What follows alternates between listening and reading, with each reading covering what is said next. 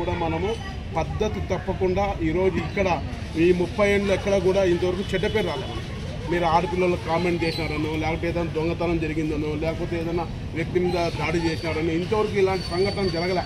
నేను మోహన్ అనే కానీ అదేవిధంగా మిమ్మల్ని కానీ మీకు అందరికీ చేతులెత్తి ముక్కుతో మీకు నేను ప్రత్యేకంగా చెప్పడం అదే. ఎందుకంటే మీ క్రమశిక్షణ ఇతర ఆటో యూనియన్లకి ఆదర్శం కావాలి. ఆ విధంగా మీరు మీలో ఉండే ఐక్యతని ఆ విధంగా తీసుకెళ్ళండి. ఈడ ఆర్టీసీ అందరి వస్తువు, అందరి ఇదే. ఈరోజు అనేక కులాల వారు, అనేక మతాల వారు, ముఖ్యంగా చదువుకునే ఆడపిల్లలు, ప్రయాణికులు దూర ప్రాంతాల నుంచి వచ్చి అబ్బా ఆటో దగ్గరికి పోతే చాలా నాకు ధైర్యం ఉంటుంది అనే ఒక భరోసా మీరు ఇస్తున్నారు ఇన్నాళ్ళు. అది అట్లే కాపాడండి. ఏదైనా వస్తువు పోయినా, ఒక వ్యక్తికి దాడి జరిగినా, ఏది పోయినా వెంటనే ఇమీడియట్గా పోలీసుకి మీకు తెలియజేయండి.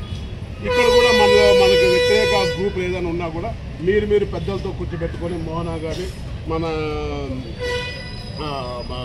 మనో కానీ మళ్ళీ కానీ మా స్వామి శివస్వామి కానీ ఆ స్వామిని కానీ అప్పల స్వామి ఇలా అంతా పాతోళ్ళు మీరేమి ఇదేం కాదు. ఈ స్వామి పేరు ఈ స్వామిలో అంతా కొత్తోళ్ళు కాదు, మీరంతా పాతోళ్ళే. మీకు సుదీర్ఘ అనుభవం ఉంది. దాదాపు నాకు తెలిసి 20-25 ఏళ్ళ అనుభవం ఉంది.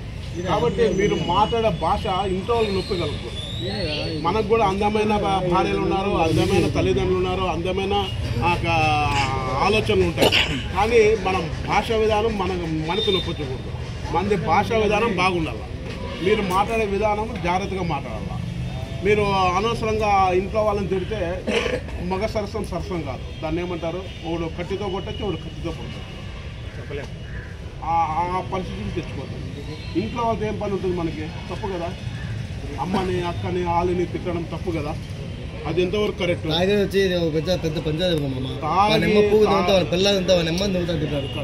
ఇట్లా మాటలు భాషా విధానము. అందుకే మీరు చెప్తున్నారు భాషా విధానము మనం ఆదర్శంగా ఇతర యూనియన్లకు ఆదర్శంగా ఉండాలి. ఈ పొద్దు చూడండి మీరు మన 4 లైట్ల దగ్గర కానీ, కాలేజ్ సర్కిల్ ఈడ కానీ, ఆర్ఎస్ రోడ్డు కానీ, మా జీమాన్ సర్కిల్ కానీ, ఇక్కడ అంతా ఇంతవరకు చిన్న గలాట్ లేదు. మీది కూడా లేదు.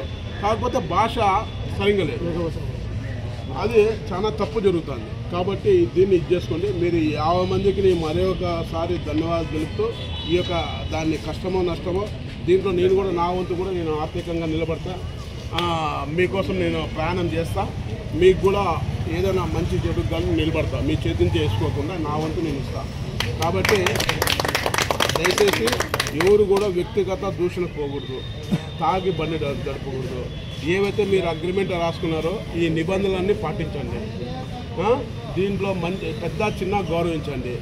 ఇది యూనియన్ కాదని మీరు ముందుకు పోతామంటే ఖచ్చితంగా అది పోలీసు దాకా పోతుంది. పోయినప్పుడు నేను పెద్ద మనిషిగా ఏమీ దాంట్లో ఎంటర్ఫై కాను.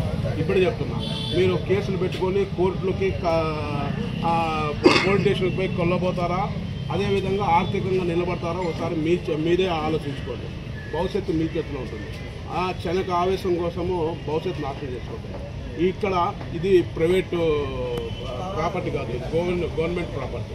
ఇక్కడ కొద్ది రోజులు వాళ్ళకి ఇష్టం ఉన్న రోజులు పెట్టుకుంటారు, మళ్ళీ తీసేస్తారు. అప్పుడు దానికి మీరే జవాబుదారు అవుతారు. వీళ్ళు ఎప్పుడు తాగి కొట్టాడుతుంటారు, వీళ్ళు ఐక్యత లేదు, వీళ్ళలో క్రమశిక్షణ లేదు.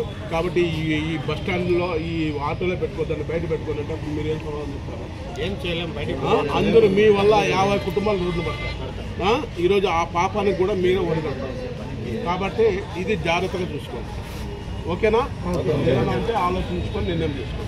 అగ్రిమెంట్ చేసి మీ దగ్గర తీసుకొచ్చి నేను ఈరోజు రేపు మన్నాడు ఉంటాను.